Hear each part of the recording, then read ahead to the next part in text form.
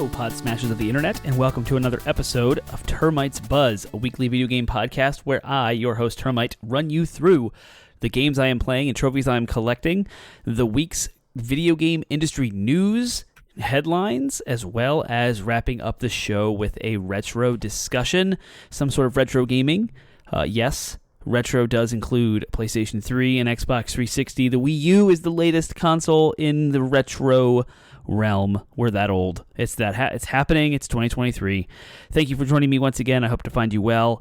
This weekend has been a pretty good one. This week has been amazing for gamers with the release of Final Fantasy XVI.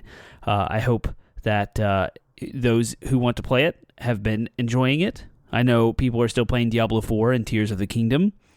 We had a Nintendo Direct this past week, which we will definitely get into a little later in the show. We had a little late Father's Day celebration with the neighborhood fathers all got together on a small little brewery tour out here in the Charlottesville area.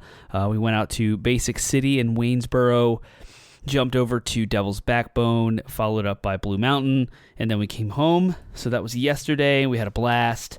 I miss being able to go where gaming goes to grab a beer, where I would open a craft beer here on the show and talk about it with Penguin, my co-host of 80-Bit Pod Smash. I don't have an update about 80-Bit Pod Smash, but there are 257-ish episodes out over at 80bitpodsmash.com. That's our landing website where you can find links to all of our social media platforms to give us your thoughts, comments, questions, concerns, and feedback. So 80BIT Podsmash. There's also links to all of our RSS feeds and our audio platforms, Spotify, iHeartRadio, Stitcher, Google Play, and Apple Podcasts. It's all there. And you can find our old episodes of 80-Bit Pod Smash, where we talk about Breath of the Wild almost every single episode, and we share some sort of craft beer beverage or some sort of bourbon, etc. In fact, I named this solo show Termite's Buzz because I can be recording at any time without having to coordinate with a co-host. I can record in the morning and buzz over coffee. I can record in the evening with a cocktail, a whiskey, a drink, or beer. But tonight I have nothing. I have no drinks, so I am just buzzing on, I guess, the summer life. We went to the pool, so maybe I have some sun, some like being out in the sun all day. It's kind of fun. Pretty exhausting weekend after the adventure yesterday, and then trying to manage the children, one of which is home from school, elementary kid.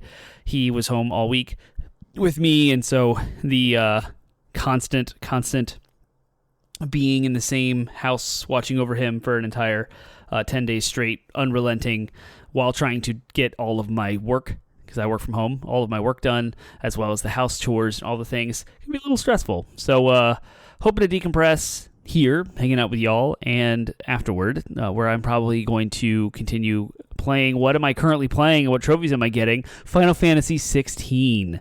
Unbelievably good. Absolutely fantastic game. The reviews have been out. It got an 88 on Metacritic and a 90 on OpenCritic, and the list of all the big hitters are 9s, 8.5s out of 10s, and rightfully so. The game starts off very strong. There's a free demo. You can go check it out. It is a PS5 exclusive. It came out on the 22nd, so I believe that was Thursday.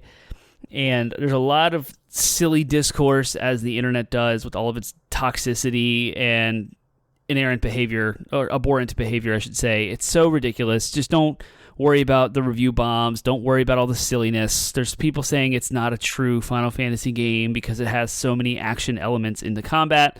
It's linear. Well, folks, so has every Final Fantasy been. The illusion of an open world that the original Final Fantasies have presented in Final Fantasy VII and VIII is that. It's an illusion. You are very much directed to go a specific path. If you vary off of that path, you are super underleveled and you will get your teeth kicked in very quickly and die.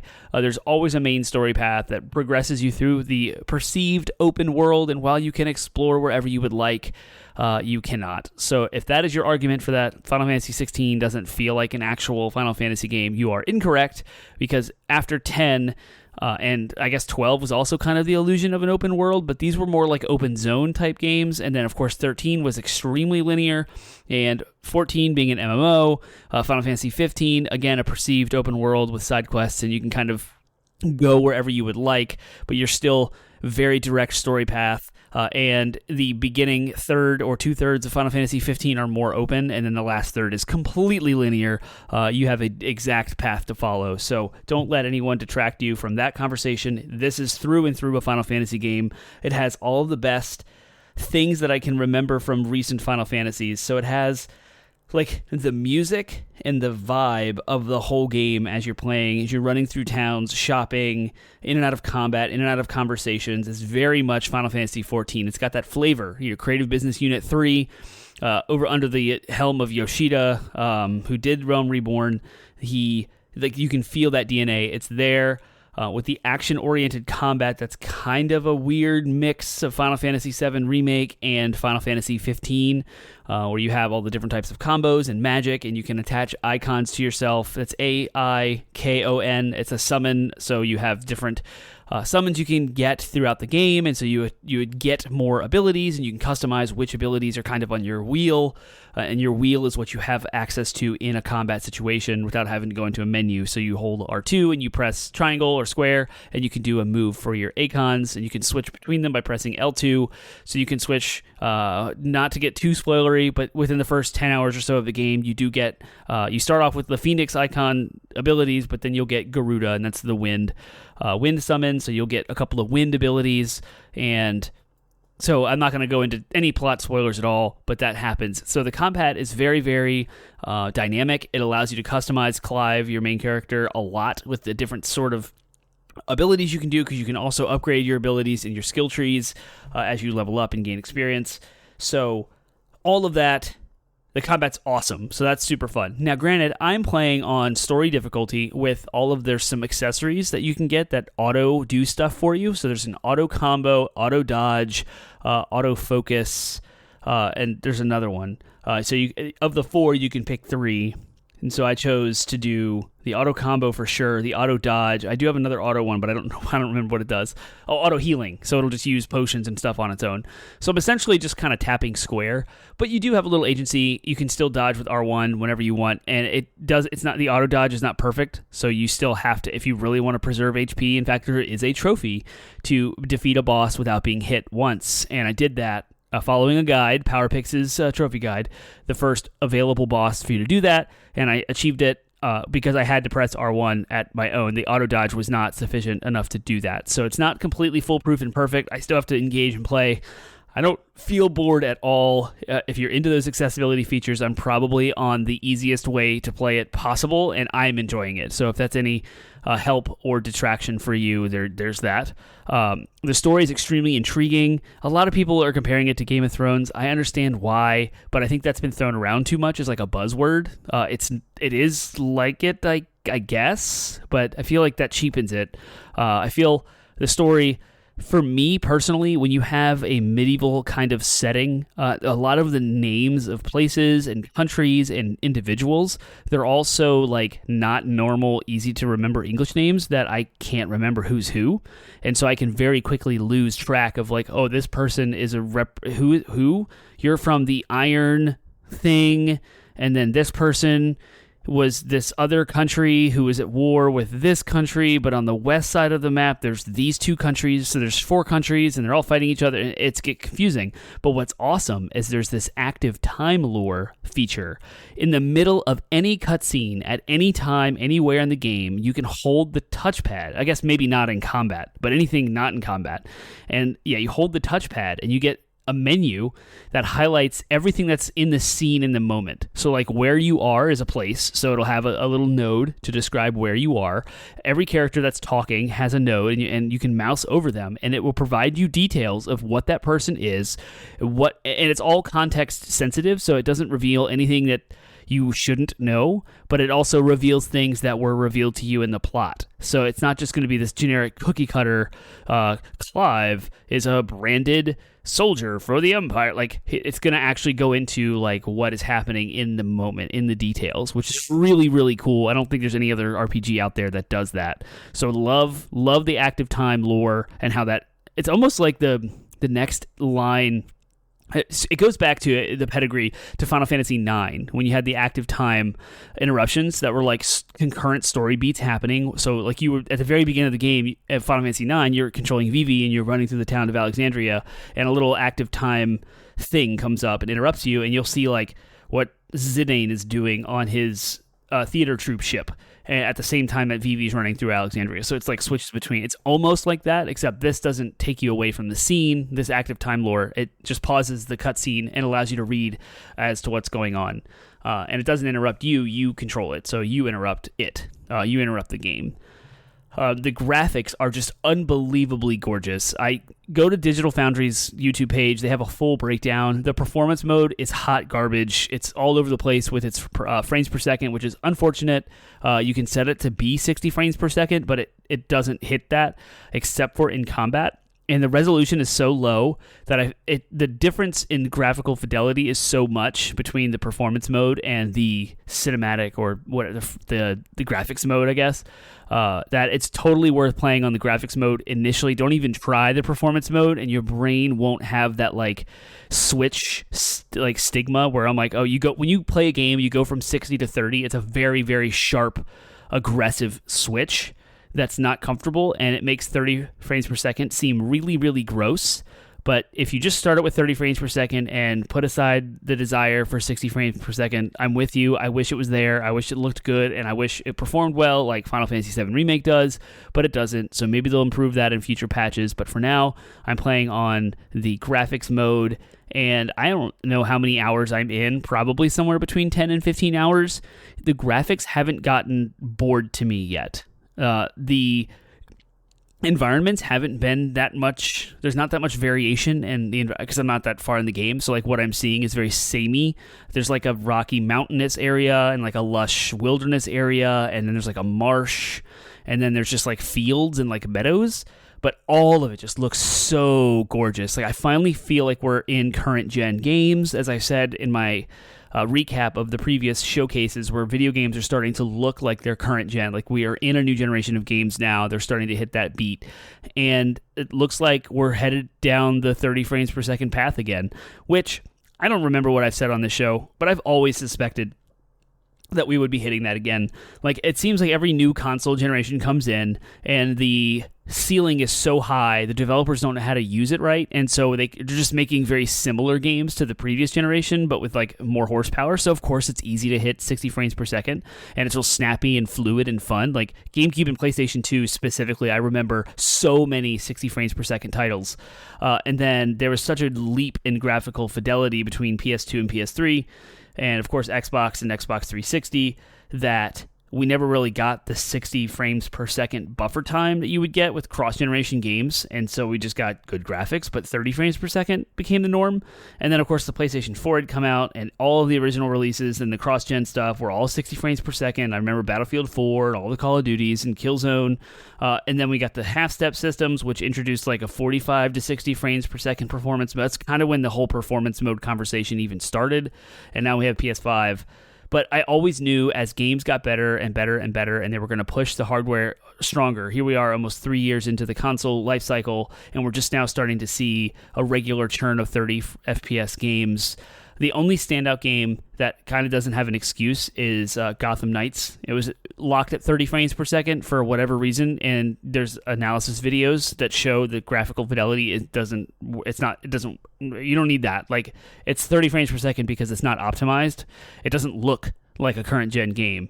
Now we're starting to get to the point where games are fully fleshed out. The developers know what they're doing. They know what the limitations of the hardware are, and they're going into that new territory. So we're getting absolutely gorgeous games, but just expect, get it out of your head, like the 60 FPS golden age performance modes. We're not going to see any of that again unless we get like another half step. But if you want 4K visuals with the ray tracing and all the gorgeousness that you get with Final Fantasy XVI, just go ahead and get ready and get used to 30 frames per second, because that's the direction we're going without major concessions made to do the 60 frames per second, whether that's a resolution or a level of detail, draw distance, or getting rid of certain reflections, or what have you.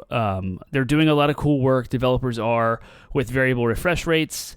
So if that is when the frame rate changes, so you can get like a 45 to 60, but it feels like 60 if you have a compatible TV. So that's pretty cool. And we have of course, the AI upscaling. AMD has like an FSR frame scale something, and then NVIDIA has their DLSS, which is evolving and good, but the consoles can only handle so much of that. So these technologies are all starting to be used more, and like do the frame reconstruction. So the rendering of the frame is like 720 to 1080p, but then they can up-res it to 4K with using AI. It's really, really good stuff. It's really cool and slick, and so that's how you get good frame rates with lower resolution stuff, but also it looks 4K.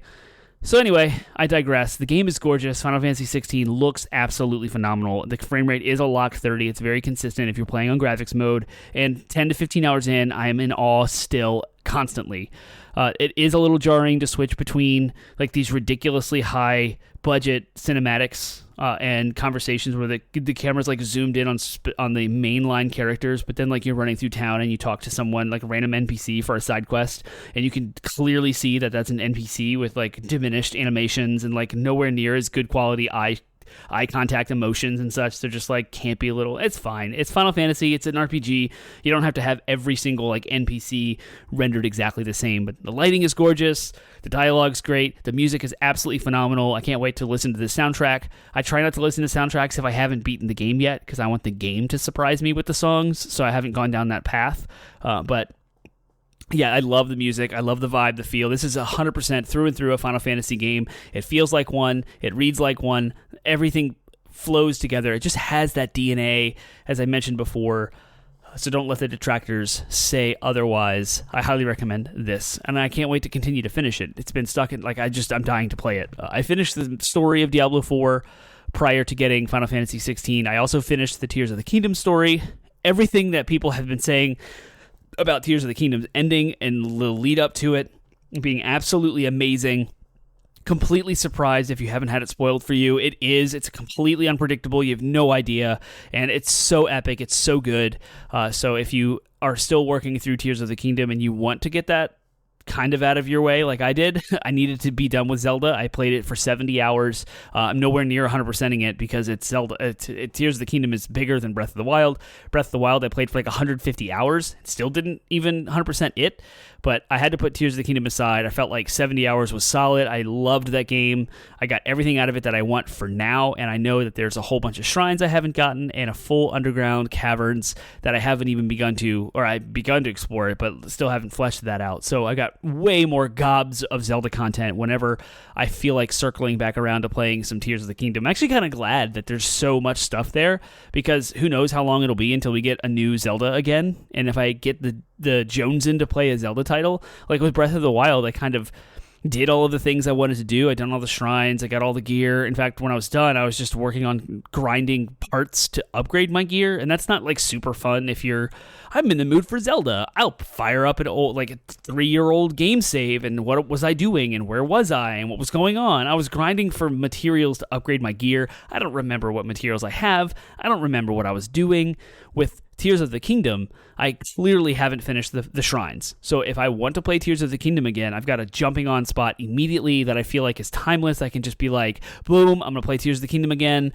I'm doing shrines, and I can like look up a map of where the shrines are and figure out which ones I haven't gotten yet, and just jump right in, doing all of the Ultra Hand and all the things without having to really know all the intricacies and details of where I left off. So kudos to Zelda and Tears of the Kingdom and Nintendo for that. Nintendo is just absolutely on fire.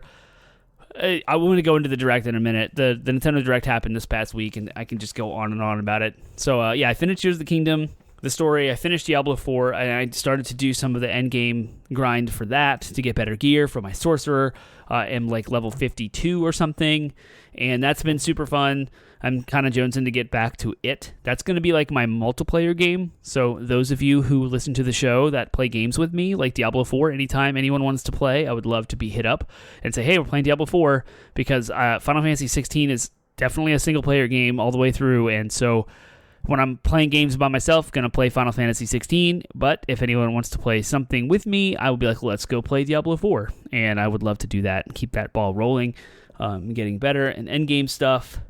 I don't know if I've given my thoughts or opinions about Diablo 4's ending. I don't remember or recall. I think the story was a lot tighter than Diablo 3. I felt like it was more grounded. It leveraged like a small friend group and their relationships more. With Diablo 3, I just remember it being like big scale, like hell, invasion, crazy war, big, like high level kind of abstract concepts that were being kind of played out with your main character and the role that you would have as an individual character, but like plugged into a much greater thing. With Diablo 4, it felt like it was a more directed, personal thing going on with the characters you interact with all the way through the ending. And so it felt just more low-level, grounded, like I was mentioning earlier, and I liked that. I thought it was good. It was more engaging to me. I cared more, and I actually retained more of the story of what's going on. So, and it also did plug into the greater Diablo lore, so it wasn't meaningless. It wasn't like a side quest or like a one-off. It's actually like, main Diablo story progression. It made me excited about the expansions and new classes and what they're going to do with the story next. So, good stuff there. Love Diablo 4. So, let's talk about the news. And the biggest thing in the news is the Nintendo Direct. So I'm going to follow along an Everything Announced article by Sam Loveridge over at Games Radar, but I'm not going to read as much other than like the headlines, because I'm going to fill in the things that I was excited about. There's just too much here to talk about everything. So instead of like giving a detailed rundown of every little thing that was announced, I'm just going to hit the highlights and talk about the ones that I was extremely excited about or not as we go along. So right off the bat, there was a Pokemon Scarlet and Violet update to their Hidden Treasure DLC. I guess the Hidden Treasure of Area Zero. There's two parts. There's like the teal mask and then like the hidden disc or something. So a little bit more details about that, what that looks like. I'm still, I don't really know how I feel about Scarlet and Violet with Pokemon. The game was amazing. It was absolutely incredible, and I purposely stopped playing immediately at the end of the story because they promised performance updates or like to fix the game because it came out in such a poor state. We haven't gotten those updates yet, and I'm holding out to see what the updates for DLC are going to look like, the big patch that comes with it, and there hasn't been anything but like a small minor improvement. They have squashed a lot of the bugs, like all the crazy animations and clipping and all the stupid things that were going on. So it's a little bit more cohesive, but the performance is still really, really bad. And it just looks so awful with the draw distance being poor and the pop-in and the slow animations. Like the animations are like 5 frames per second in the distance. And it's so obvious. It's bad, so it's just distracting. So while I was excited during this Direct, I was like, oh, is this it? Is this where they announced like the big patch that fixes the game? No, it's not. Just an update to their DLC. So I'm keeping an eye on that. As soon as I know that it's going to be awesome, I might go ahead and pull the trigger on it and play it whenever I get around to it because I'm so busy with other games. So yeah, that was cool. There's a new Splatfest that was announced for the weekend of July 14th through 16th, which I'm going to be seeing Blink-182 in Charlotte, North Carolina, so I will definitely not be paying any attention to Splatfest at all. But for those of you who are able to play, the teams are ice cream, and it's vanilla, strawberry, and mint chip. Don't know why it's not chocolate.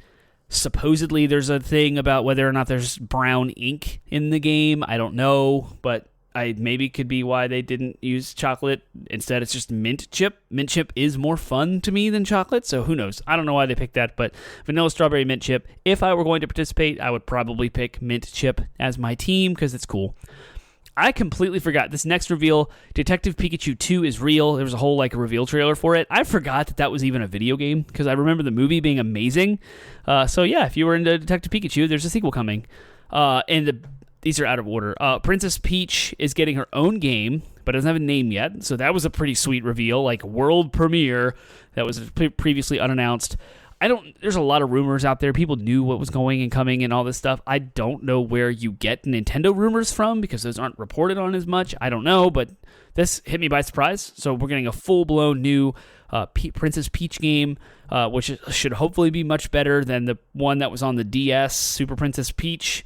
Where I think her powers were like emotions or something. Like, come on, Nintendo. Yeah, you can do better than that. So the little bit of gameplay tidbits that we did get from the Princess Peach reveal. It looks pretty solid, pretty fun. You play, of course, as Princess Peach. It seems like an action platformer type game when she's got like different abilities. It was also mentioned that Luigi's Mansion Dark Moon from the 3DS is getting a remake and a port over to the 3DS or to the Switch, which is awesome. I loved Luigi's Mansion Dark Moon. There was like 5 mansions that you went through. It was very, very big and broad. I hope they do the same with Luigi's Mansion 1. If they can bring that to the Switch, it would be pretty sweet to get it off of the 3DS, because they remade Luigi's Mansion 1 from the GameCube to the 3DS, so hopefully they can move that port over to the Switch. That would be awesome, because Luigi's Mansion 1 is the best one, I feel like. I did enjoy Luigi's Mansion 3, but I felt like it overstayed its welcome. So Luigi's Mansion 2, Dark Moon, is getting a Switch remake. It's pretty sweet. It's also interesting, with Nintendo, the Batman Arkham games are coming to Switch, which I kind of thought they already were there, but no, apparently they're not. So that's pretty sweet. If you haven't played those games yet and you're looking for them on the Switch, here we go. Like portable, they're made in Unreal, so I guess Unreal Engine and the architecture of the Switch are compatible, and now we have that. So that's pretty sweet. Of course, there was an update about Pikmin 4 with a full gameplay walkthrough. You can do it confirms interior and underground areas. Pikmin 4 looks like more Pikmin. There's like new glowing Pikmin, so if you're familiar with the game, there's like red, and there's fire, and there's blue, and there's like water, and then yellow is like super strong. So there's a new one that's like glowing because you're in the underground, so it's dark, so very Tears of the Kingdom Chasm-esque. So that's pretty sweet to add more strategy and do the things.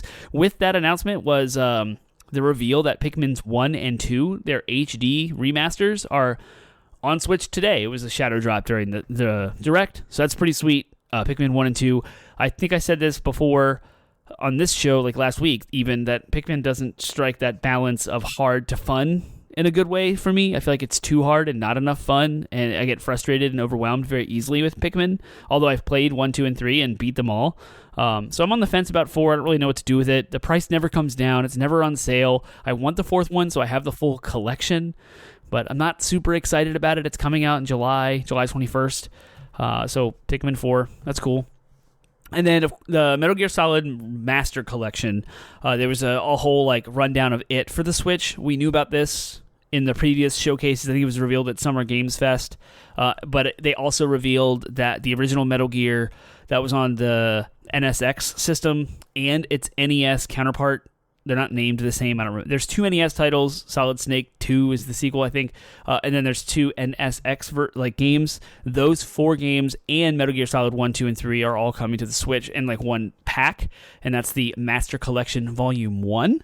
So that's pretty sweet. I want this for PlayStation because trophies. But you're getting it on the Switch too. Another indie game was announced. Vampire Survivors is coming to the Switch. I 100%ed this on the Xbox. It was absolutely addicting and super fun. It's like Castlevania and bullet hell, but it's an auto combat game. Vampire Survivors kind of took over the world when it came out on Game Pass and PC. Now it's coming to the Switch in August, and their Twitter account indicates that it's coming to all platforms, so I really, really hope it comes to PlayStation, because I want to get the Platinum Trophy in this immediately. I was super hooked on Vampire Survivors. After that, in the show, there was like a Mario Kart update to the waves that are coming. So Wave 5, they announced a new course, showed like a bathroom and the kitchen, not kitchen, but bathroom with like a sink and a bathtub. Kind of neat. Okay, that's fun, charming, Nintendo fun's cutesy. But we're getting 3 new drivers, 3 new characters. Petey Piranha from GameCube, from Double Dash. Wiggler from Mario Kart 7, and Kamek, who's finally coming to Mario Kart as a new character, entirely new. But what's awesome about this is, if you remember, in the promotional footage of Mario Kart 64, before the game had come out, that was run in the magazines, and I guess whatever internet we had at the time, it showed Kamek there. Like, he was one of the playable drivers in Mario Kart 64.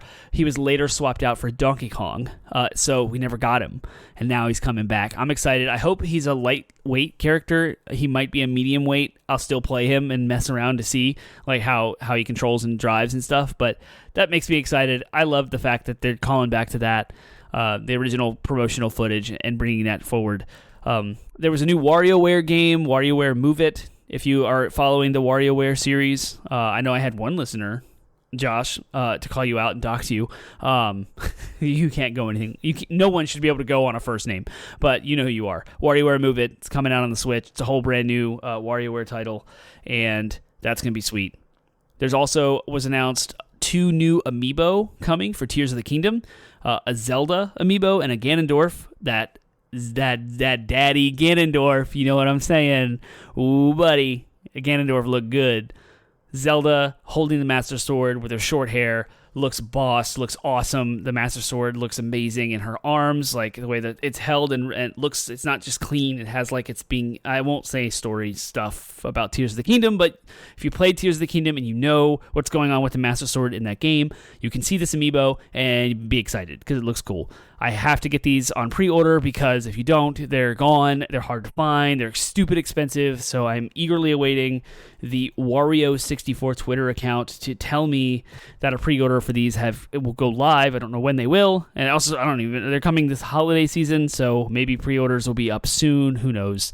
But it stresses me out when there's new amiibo announced because I have to get them and you have to be on it. You have to be so quick to pre-order these things. Otherwise, you're stuck to third-party sellers and price gouging and the scalping and all the silliness. I saved the best 2 announcements for last. So this was a ridiculously good direct. I'm just saying, these are awesome hits, hit after hit after hit. 2 entirely new games, Princess Peach and Luigi's Mansion, followed by 2 brand new games we didn't know were out there. Of course, I was hoping for Metroid Prime 4. Didn't get that. But what we did get was the unbelievable surprise of the Super Mario RPG remake. I absolutely lost my mind. I cannot use enough hyperbolic language to tell you how excited I was. I scared my 8-year-old son, who was sitting on the couch next to me watching this direct, because I stood up, I grabbed my face, and I said, "Oh my God," like super loud. I yelled, "I can't believe it. They're doing it." And my son was like, What? I don't understand. What's going on, Dad?" And I was trying to explain to him while also watching the trailer, like I wanted to be like, "Shh, don't say nothing." Like I'm trying to watch this reveal, but also explain to him that this is like a major deal because they are remaking was for a long time second favorite video game of all time. Second to Final Fantasy VII was Super Mario RPG.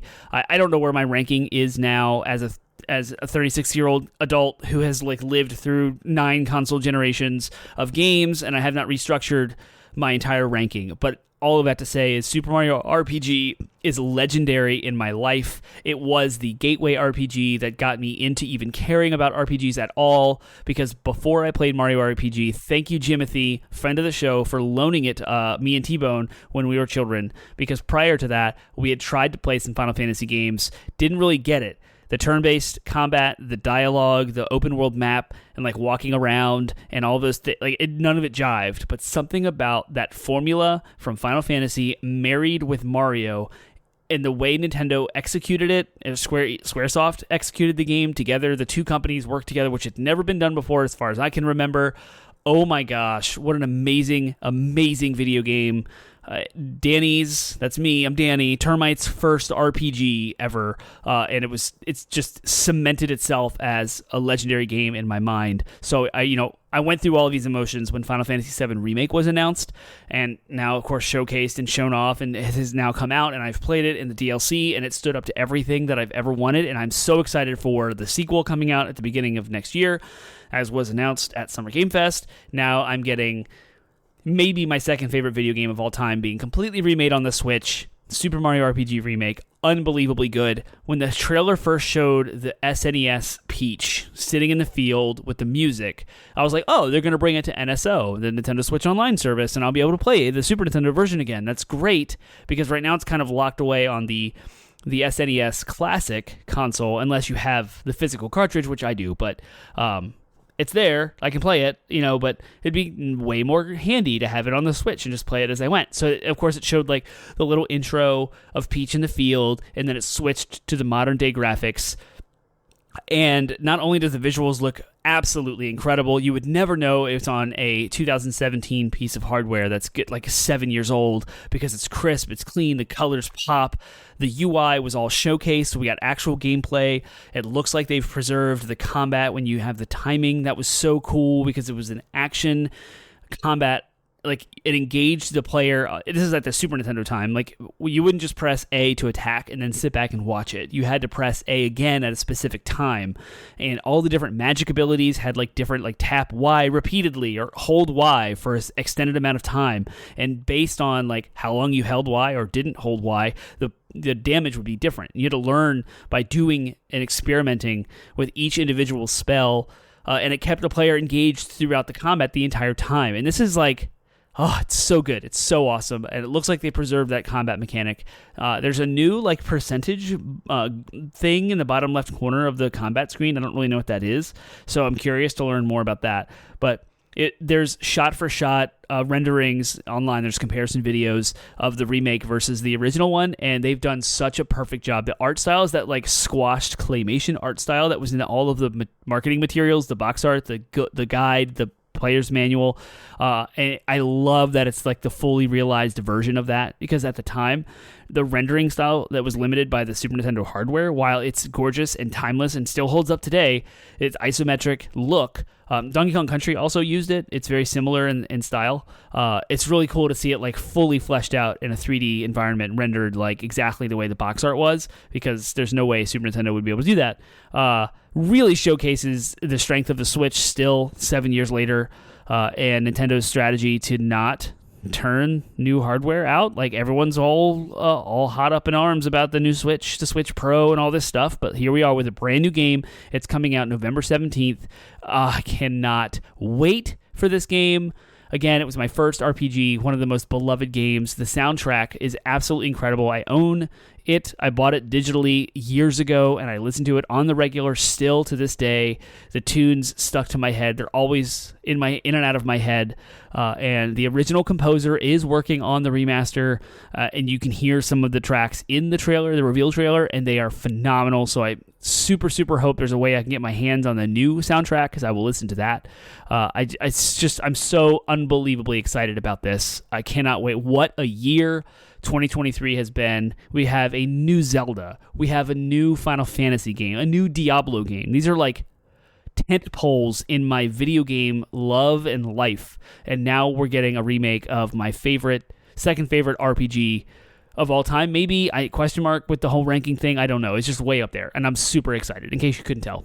And then on the heels of that reveal, we got a reveal for yet another new game, a new entry in Super Mario Brothers. We're getting a whole new Super Mario Brothers game. This makes complete sense with the success of a $1 billion movie that just came out this year. Super Mario Brothers Wonder is what it's called, focusing on a new power-up called the Wonder Flower that apparently has like random things happen to the world and the level if you get it. So things go like shadow black and white, like tubes grow, the warp tubes, and there's like all these weird stretchy bendy type things. The art style here is definitely unique. It has the font and kind of the presentation of the quote new Super Mario Bros. Franchise, but this doesn't have that moniker. So it's not new Super Mario Brothers. It's actually just Super Mario Brothers Wonder, but it has that kind of vibe to it. Mixed with a lot of what I felt, no one's really talking about this, the Super Nintendo Yoshi's Island 2, or Super Mario World 2 Yoshi's Island, had a lot of the Mode 7 animations, and Mode 7 is when you can do some sort of like parallax scaling, where like part of the screen is like moving at a different rate than the other, and it kind of presents this sort of pseudo 3D effect. It's used in a lot of Super Nintendo games. In fact, that's kind of what stood it apart from Sega Genesis at the time. But anyway, it looks like it's got a lot of the kind of animated backgrounds, like the mountains have eyes, and the way the animations look, if you know what I'm talking about, you know it's hard to put words to it, but it's got a very much Yoshi's Island vibe to the presentation art style. I love it though. I'm obsessed with it. When I was first watching the reveal trailer, I was like, another side-scrolling Mario. I'm kind of burnt out on these. Like New Super Mario Bros. Has been a thing. 4-player co-op side-scrolling is chaotic and it's nowhere near as fun as it seems to be. Every time you do it, it's like meh.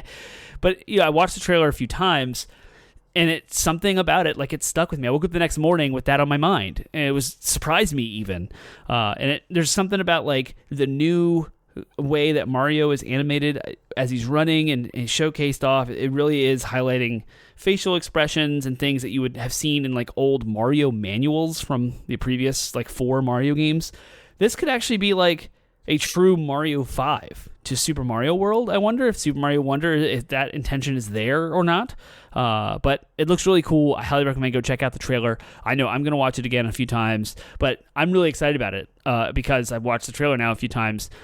It ended with the weird elephant Mario, which is kind of endearing, and people are running with it, making memes, of course, and doing that. But I wonder if there's any other sort of big new power-ups or strangeness with the Wonder Flower. I'm sure we're going to get another Direct with more information about the game and some deep gameplay, deep dive, whatever. There's a talking flower that seems to be kind of cheeky and humorous, so we'll see how annoying or not that is. But all of these games, it's just really showing, like, to take a step back and think about the whole Direct and everything there. There was more in that Direct than what I spoke to. Remember, I just gave you some highlights that I cared about or stood out to me. I think they're pretty objective to be like the big ones. But what an amazing Nintendo Direct. Nintendo announced that this was happening the day before it went live. So in this whole like pseudo E3 time frame of the summer, everyone was wondering what's coming after Pikmin 4. There's nothing on the docket. We know Metroid Prime 4 is out there, but no big announcements from Nintendo. Super Mario Bros. Wonder is coming out October 20th. That's the same day as Spider-Man 2. And then after that, in November, we have the new the Mario Brothers RPG, Super Mario Brothers RPG remake. And so the holidays have 2 Mario games right on the heels of the movie. Obviously, that makes complete sense with Pikmin 4 filling out the summer. And so Nintendo's hitting things hard. Like, it's unbelievable how strong Nintendo is doing right now. Games are just coming out, major hits left and right. They got the theme park thing going on. It's printing money. And then we have the big Mario movie, and that's printing money.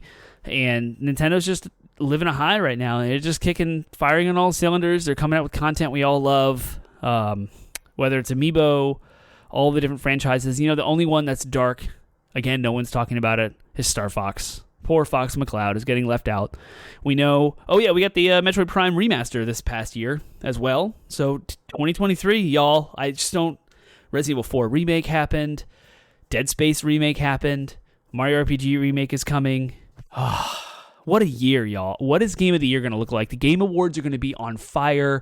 I don't even know where to start to think about predicting Game of the Year. Armored Core 6 is coming out this year from Software. That's going to be in the conversation. And we have Assassin's Creed Mirage coming. We have Spider-Man 2, as I had mentioned, coming. So many games. So many good hits. 2023 is lit up. And 2024 is going to be nuts for Microsoft next year. So hold on to your boots. Or your butts, whichever movie quote you would like. I have some other news here, but I have to get rolling. So I'm just going to lay this out there because I want to talk about my retro stuff that I did. There's an FTC trial going on right now against Microsoft for the Blizzard Activision acquisition. And there are some headlines coming out that are pretty obvious, like people suspected, but really Sony's coming out showing their teeth. And showing their butts, revealing themselves, whatever you want to call it, in a family-friendly fashion. Xbox is saying things, all of these like behind the curtains emails and deals and wheeling in all these things, businessy conversations that have been going on for years are now coming out into light. And of course, there's no surprise, but some of the highlights that I found interesting were, of course, Xbox comes out saying that they're behind in the console wars and use statistics and data to prove that every generation of Xboxes had fallen behind Nintendo and Sony, and they came in third place ever since, and they've never really been on top, which is kind of a misnomer because we know the 360 generation was hot, and Xbox Live was like the place to go, especially for games like Call of Duty and Halo, but Microsoft comes out, of course, saying, no, we're behind. We've always been behind, and we're last in the console wars, so they say that they've lost the, quote, console wars. Of course, Sony says it will withhold data on the next generation PlayStation, so the PlayStation 6, for lack of a better term. They're going to hold back information about it from Activision if it's acquired by Microsoft. I guess that's some sort of strategy ploy to say how this acquisition would affect competition. I don't know. I don't know why they said that, but that's another headline that has come out. So, of course Sony's going to not tell an Xbox studio about the PlayStation 6. Like, I guess it's not super because there had been conversations about Phil Spencer indicating that they were going to continue to put Call of Duty on PlayStation for like years out. So they can't really do that if Sony doesn't tell them what the PlayStation 6 will do. So you can't put Call of Duty on something, which is kind of Sony shooting themselves in the foot about like, well, we want Call of Duty on PlayStation, but we're not going to reveal our information to Activision to make it for them. So you can't do that. It doesn't work. Microsoft expects the next generation of consoles to come out in 2028.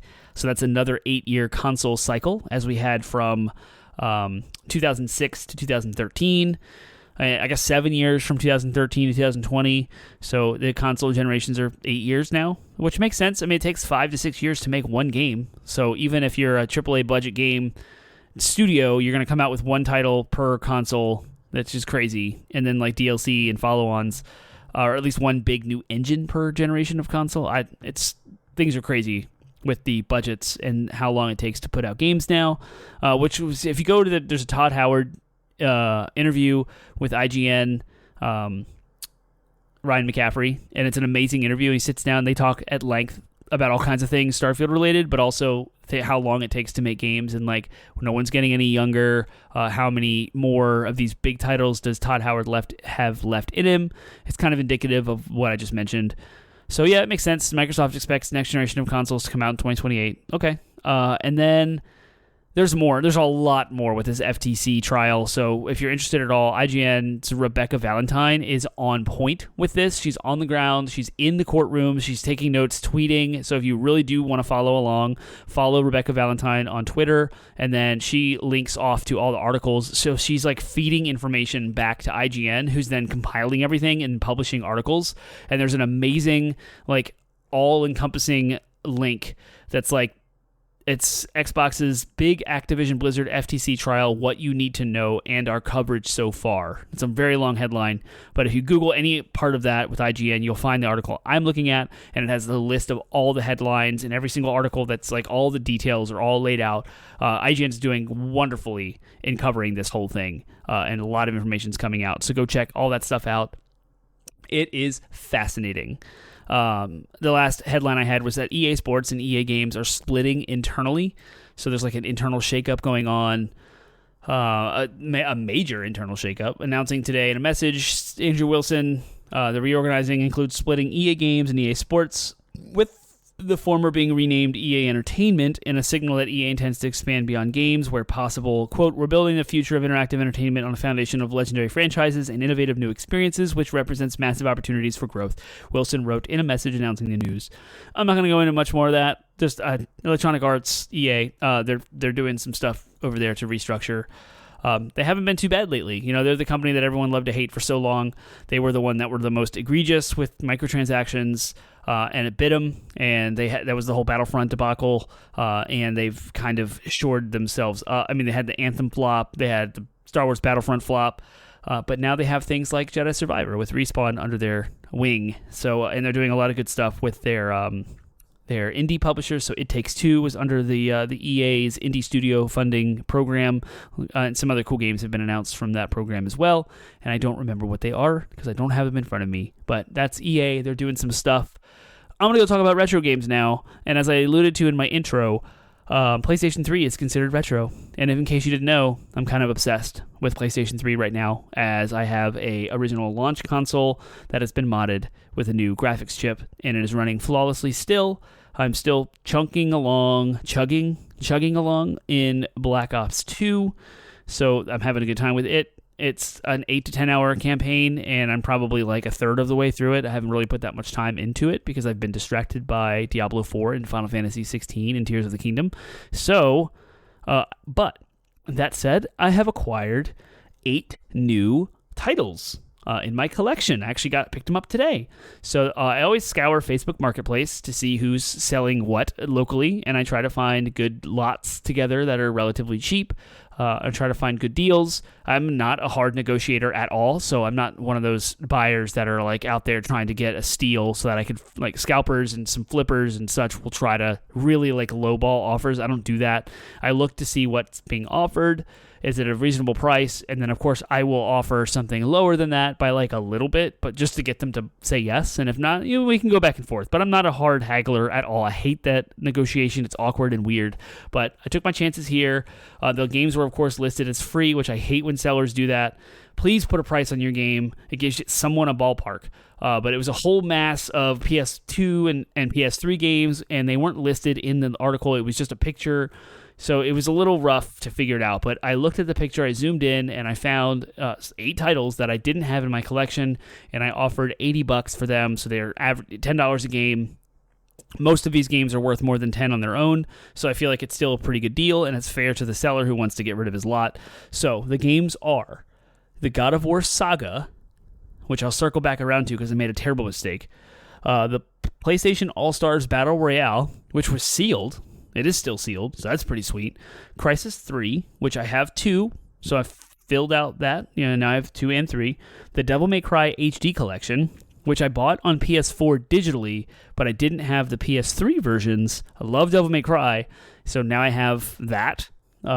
Metal Gear Rising Revengeance. I've never played that. I know it was that weird Metal Gear spinoff that I never played it, but now I have it. Dead Space 3, I finally own on PlayStation 3 now. The Killzone trilogy, which was one of the tent poles of this desire to buy it. There is a port of Killzone 1 from PS2 on the PS3. Now, I could buy it digitally, but I also have Killzone 2 and Killzone 3 already in my collection, but this is the only way to get Killzone 1 is part of this collection. So now I have the HD remaster of Killzone 1, which I've never played through. I've only ever rented Killzone 1, so I'm excited to play Killzone 1 in its entirety. In fact, I think I'm going to play that after I'm done with Black Ops 2, or Black Ops 1. Before I go to Black Ops 2, I'll play Killzone in the middle. And then Star Wars The Force Unleashed 2. I have the first one on PS3. It was in my last round of purchasing, so now I have the sequel. So there you have it. Those are my 8 games. To clarify my God of War Saga mistake, God of War Saga, the reason why I even wanted it was because it has the Chains of Olympus and the Ghost of Sparta, which were like PSP games brought to PS3 and trophies were added, and I really wanted that to go along with God of War 1, 2, and 3. So the God of War Saga has all 5 of those games included. Little did I know until I have it in my hand and I already spent $10 on it, was that the Chains of Olympus and Ghost of Sparta are available on a voucher in the game, which of course this used copy doesn't have. So I no longer, I've rebought God of War 1, 2, and 3 because I already have them in my collection, so now I have them again in this phony collection. Stupid digital codes. It's frustrating. So I didn't realize that was my mistake until after I paid for it. So I'm pretty excited about the new acquisitions. New games are always awesome. It brings my collection count, I think, up to 135 PlayStation 3 games. Discs, so 135 discs as I continue to grow my PlayStation 3 collection. Will I ever play them? Who knows? 90% of this stuff I'm not ever going to touch, but I have it. It's here. If I want it, I can play it, and I love the video game museum aspect of my collection and being able to just see it all laid out on a bookshelf. It brings me joy to have them and to dabble whenever I feel like. So as I do circle around to cycle through my PlayStation 3 collection, I now have more games to cycle through. Let me know if you have any good memories of any of these games. If you're excited that I now have them and I should play any of them, make them a priority, you should tell me. And you can do all that at 80bitpodsmash.com. That's our landing website, and there's links to all of the ways you can talk to me, including a Discord server. So hit me up. Let me know what you think. Thank you for listening and hanging out with me again. Please tell me how excited you are for the Super Mario RPG remake. One aspect of that I didn't even mention before was how excited I am that new people who did not grow up with the Super Nintendo are going to be able to experience that game.